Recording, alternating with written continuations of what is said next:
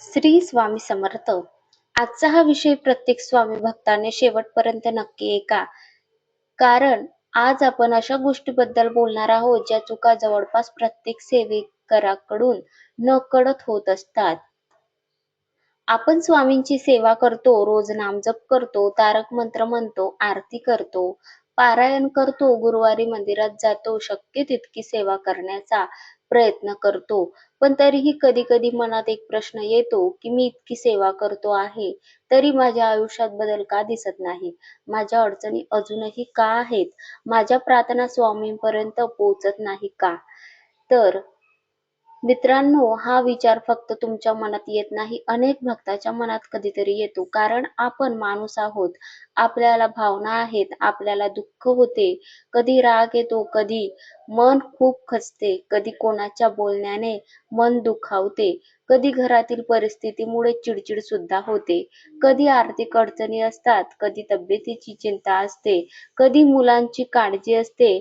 अशा वेळी मनात वाटते आता सेवा करून तरी काय उपयोग? पण या क्षणी आपण एक मोठी चूक करतो.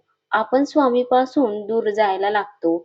नामजप कमी करतो, माळ बाजूला ठेवतो, मनात शंका वाढू लागते आणि हीच गोष्ट आपल्या मनाला अधिक अधिक कमकुवत बनवते, कमी बनवते. लक्षात ठेवा, सेवा म्हणजे स्वामींशी व्यवहार नाही. आज मी इतका नामजप केला तर उद्या मला हे फळ मिळालेच पाहिजे असे नसते. सेवा म्हणजे आपल्या मनाचा स्वामीशी जोडलेला धागा आहे. हा धागा जितका मजबूत होईल हा धागा जितका मजबूत होईल तितके संकटातही मन आपले स्थिर राहते. आपल्याकडून चुका होतातच, कधी राग येतो, कधी बोलले जाते. आपल्याकडून अनेक चुका होतातच, कधी राग येतो, कधी मोठ्याने बोलले जाते, कधी नाही कळत कोणाचे मन दुखावले जाते, कधी वेळेअभावी सेवा राहते, कधी आळस येतो, कधी मनच लागत नाही. पण या चुका झाल्या म्हणून स्वतःला दोष देत बसू नका. त्या चुका ओळखा आणि दुसऱ्या दिवशी पुन्हा नव्या विश्वासाने सेवा सुरू करा. स्वामी समर्थांच्या जीवनातून आपल्याला एकच शिकवण मिळते की धीर सोडू नका, संकटातही विश्वास सोडू नका. कारण प्रत्येक अडचणीला एक वेळ असते, प्रत्येक परीक्षेला शेवट असतो आणि प्रत्येक प्रामाणिक भक्ताच्या आयुष्यात योग्य वेळी चांगला बदलही येतो. अनेक वेळा आपल्याला वाटते स्वामी काहीच करत नाहीत, पण मागे वळून पाहिले तर लक्षात येते की किती मोठ्या संकटातून आपण वाचलो, किती वेळा योग्य माणसे भेटली, किती वेळा चुकीचे निर्णय घेण्यापासून आपण थांबलो. हेही स्वामींची कृपाच असू शकते. त्यामुळे फक्त आपल्या मनासारखे घडले की कृपा झाली आणि मनासारखे घडले नाही तर कृपा नाही असे समजू नका. सेवा करताना एक गोष्ट नेहमी लक्षात ठेवा, स्वामींना आपल्या चुका माहीत आहेत, त्यांना आपला स्वभाव माहीत आहे.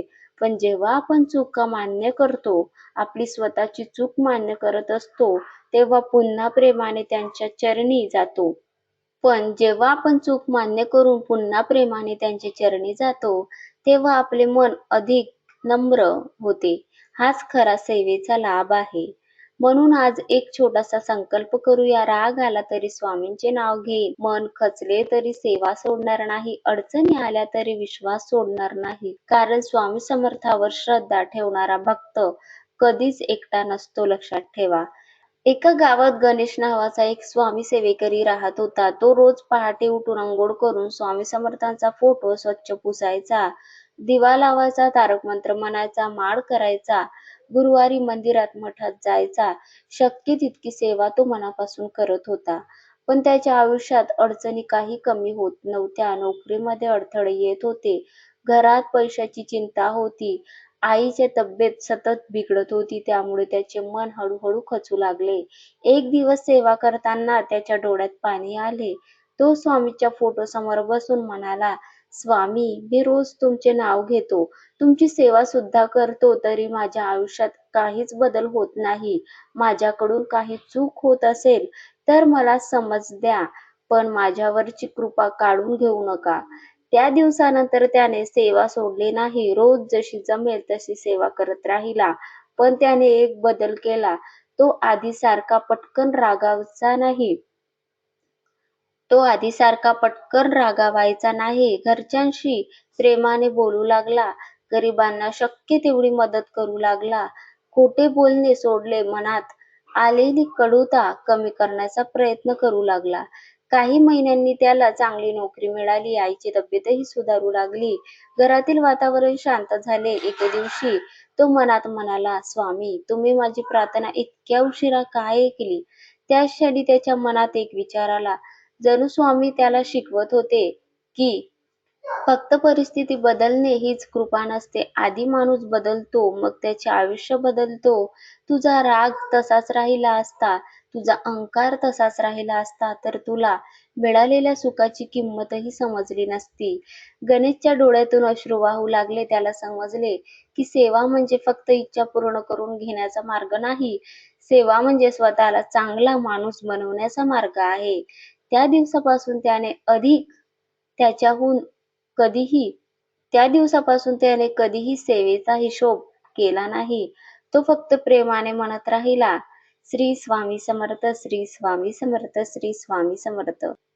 सेवेकरी मित्रांनो, ही कथा काल्पनिक आहे, पण तिचा संदेश आपल्या प्रत्येकाच्या आयुष्यासाठी खरा आहे.